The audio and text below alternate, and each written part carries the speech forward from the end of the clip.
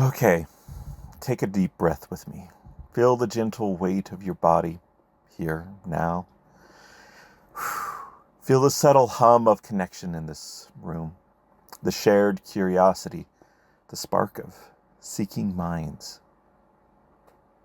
We carry within us an invisible blueprint, an energetic signature, unique as our fingerprint. It whispers stories of who we are, how we connect, how we navigate this astonishing, complex journey of being human.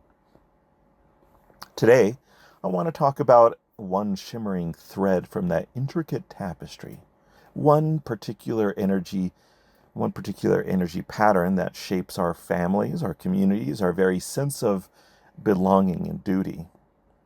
For a while now, I've explored a framework called human design.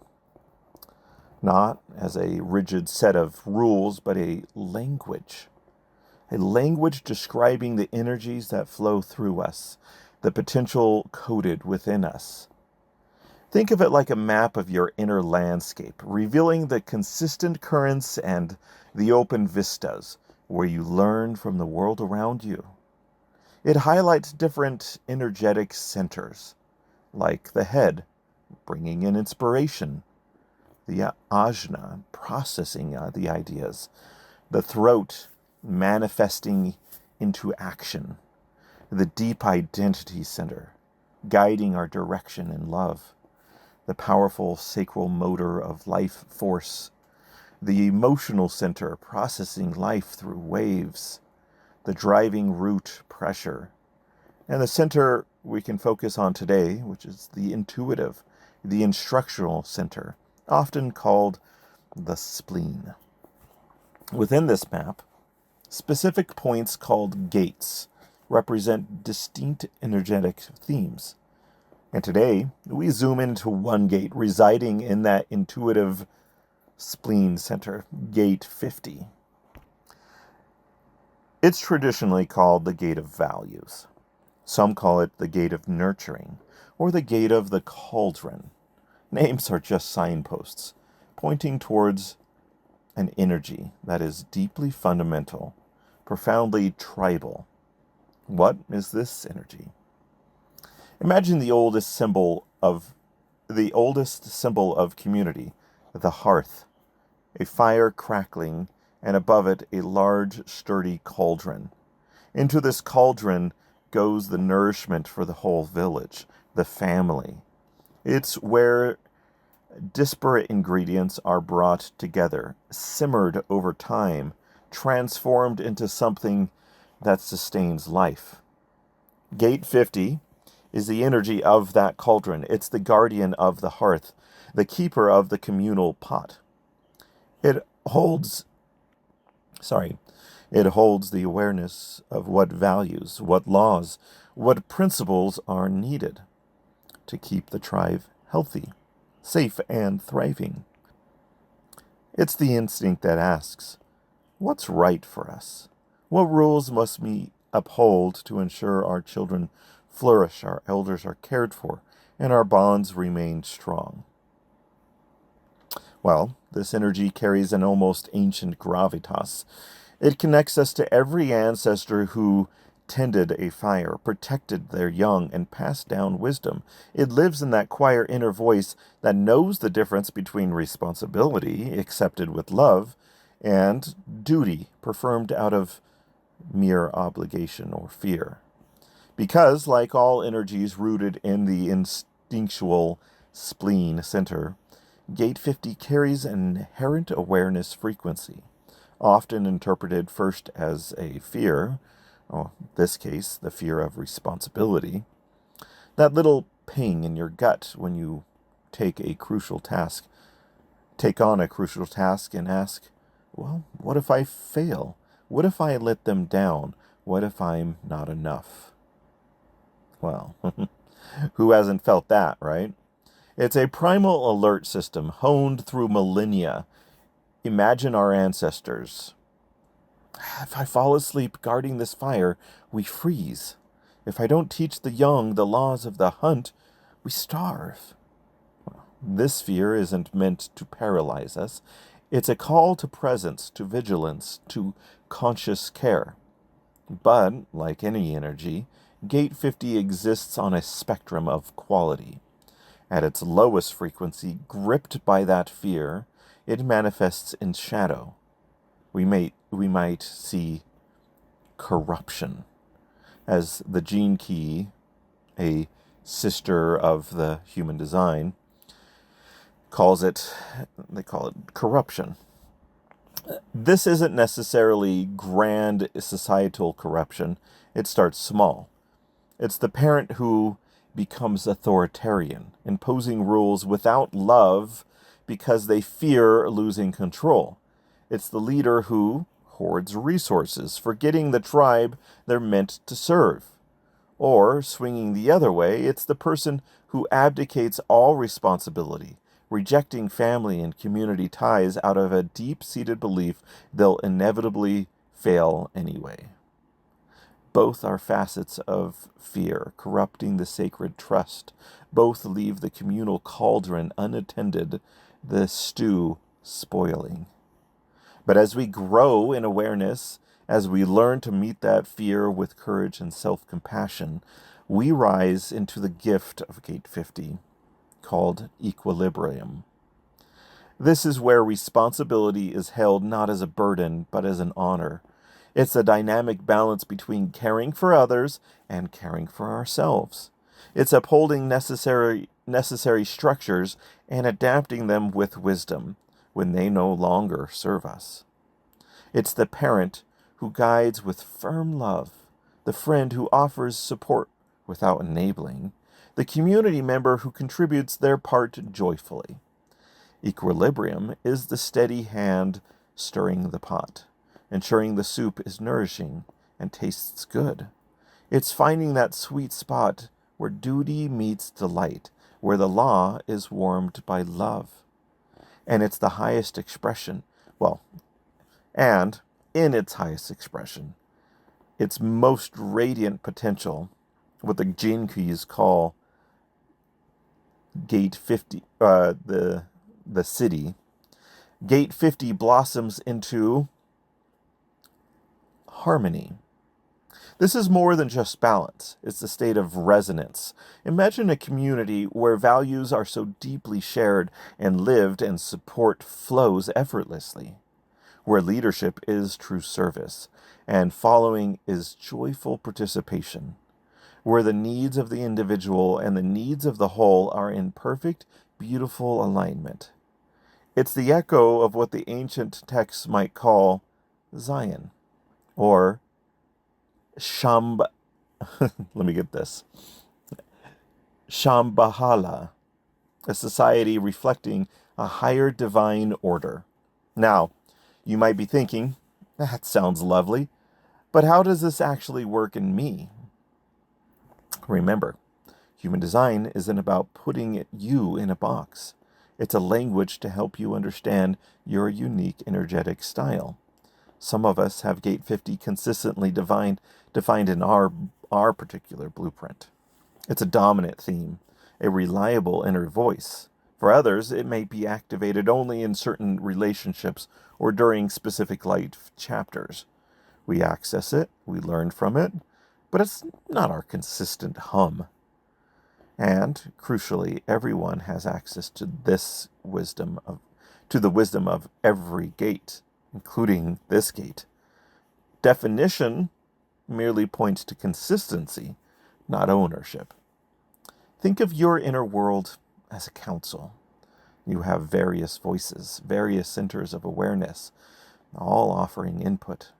Perhaps your primary authority, your lead decision maker, is your emotional wave or your gut response or your intuition. Gate 50 sits on the council too. It's the minister of community welfare, the advisor of ethical conduct. It doesn't have to run the show, but ignoring its counsel often leads to regret. It's the voice reminding your logical mind about the human impact, nudging your emotional heart towards fairness, whispering to your primal gut about long-term consequences for the group. A healthy inner council listens respectfully to all its members, including the vital perspective of Gate 50. And how does this energy feel when it's active? It might be the fierce mama bear instinct rising within your child. Oh, rising when your child is threatened. And the community and the continuity of... Oh, sorry. Here we go. It might be the quiet satisfaction of cooking a meal for a loved one.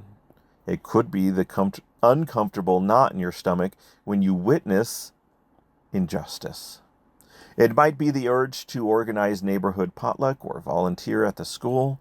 It's the part of you that inherently understands we need each other. This energy connects deeply to the defense circuit in the human design. The circuitry dedicated to ensuring the survival and continuity of the tribe. It partners specifically with Gate 27, the energy of caring itself, located in the powerful sacral center. When these two gates connect, they form the channel of preservation. That's Gate 27 to 50, a design of profound custodianship. People with this channel consistently defined often radiate trustworthiness. They are natural caretakers, the providers, the ones who instinctively step up to nourish and protect. They embody the village elder, the wise parent, the dependable leader who holds the community together. But whether you have this full channel, or just Gate 50, or access it situationally, the journey involves learning to navigate its potentials and pitfalls. Our upbringing, the nurture part of the equation, deeply shapes how we express this innate energy. The quality of our Gate 50. Were we raised in a home where responsibility was modeled with love or resentment? Were values clear and consistent, or confusing and hypocritical? These experiences set our initial patterns. But the beauty is, we can re-nurture ourselves. We can consciously choose to heal old wounds around duty, to practice setting healthy boundaries if we overgive, or step into responsibility if we have been avoiding it. Perhaps a poem captures the inner alchemy best. Imagine the mystic Rumi whispering about this gate. So in his style, we recite the poem, The Cauldron of Our Hearts. In a quiet dawn, a voice within speaks, we are each a cauldron, cast iron and soul, holding the stew of life stirred by the divine. Some days you feel the flame licking high, cracking the old clay of your being, whispering, let this boil away, it no longer is needed. Do not leap from the heat, dear one.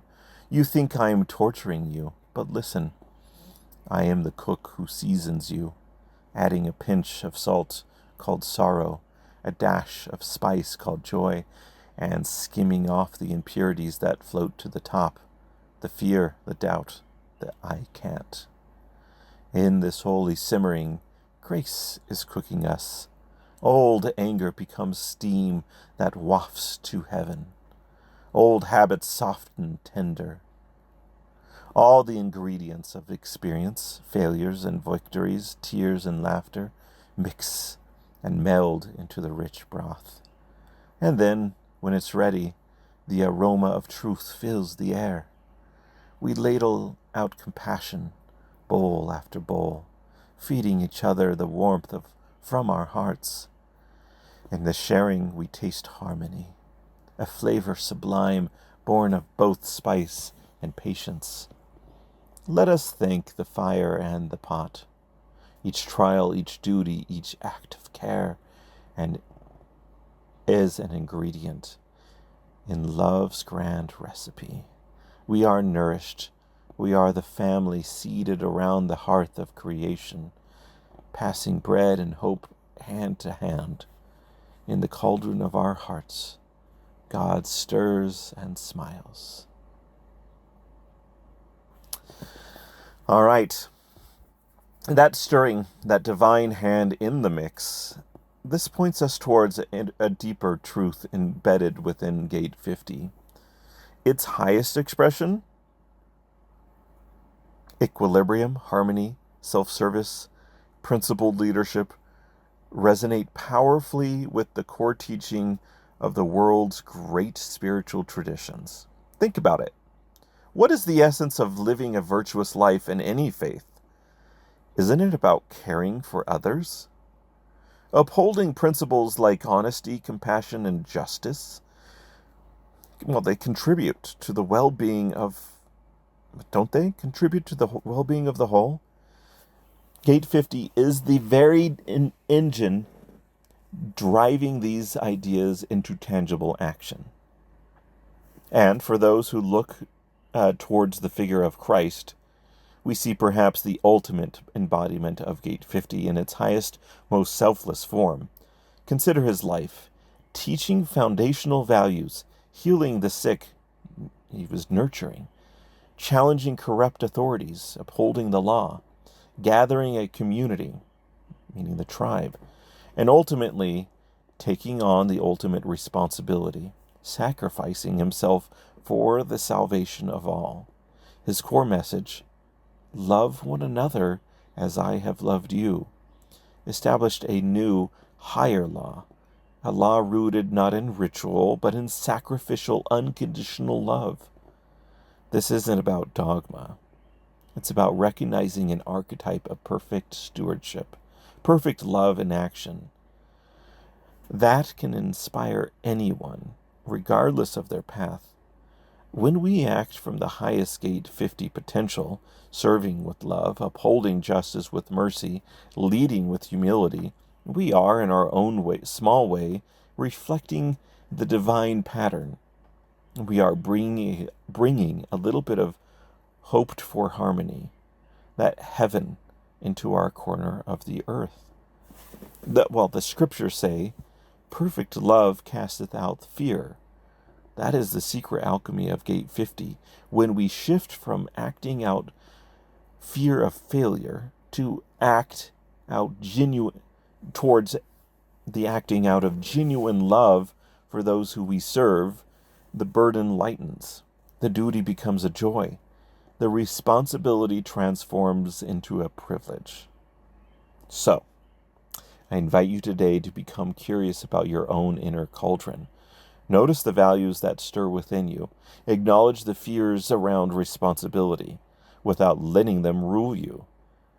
Where in your life can you bring a little more equilibrium, a healthier balance between giving and receiving?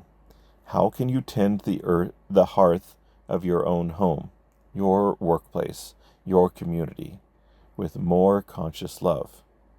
What old, unhelpful ingredients in your family or cultural stew are you ready to skim off, making room for something fresher, more nourishing? This isn't about adding more pressure to your already busy lives. It's about recognizing the profound meaning and potential for connection hidden within our everyday obligations. It's about understanding how we show up for each other, how we uphold our shared values. It's what weaves the very fabric of a humane and thriving world. Gate 50 reminds us that we are not isolated individuals adrift in chaos. We are parts of tribes, seen and unseen. We have roots and we have responsibilities. And within the structure lies an immense potential for love, for growth, and for creating pockets of beautiful harmony right where we are. Let's learn to honor the guardian within, to tend our cauldrons with wisdom and with care, because the nourishment we cultivate there doesn't just feed our immediate circle.